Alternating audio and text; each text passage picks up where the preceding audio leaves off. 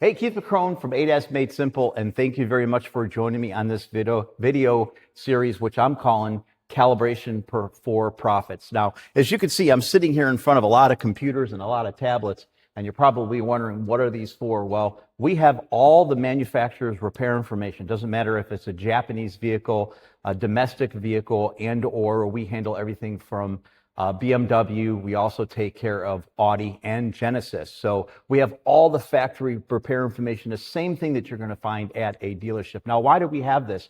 And I think this is the thing that's most important, is because some of the control modules that we put inside the vehicles, when we calibrate them, if they're damaged, we have to program the control module to the vehicle, and then we need to calibrate the vehicle. And we can go ahead and we take care of all of the programming. So even if it's something where maybe the module is not damaged and you need to have some sort of a software update, or you need us to go ahead and program any of the control modules, we have the capabilities of doing it here. It is something that we will pick up your vehicle, we'll bring it here, we'll take care of the calibration, we'll take care of the programming, and we'll bring that vehicle back to you.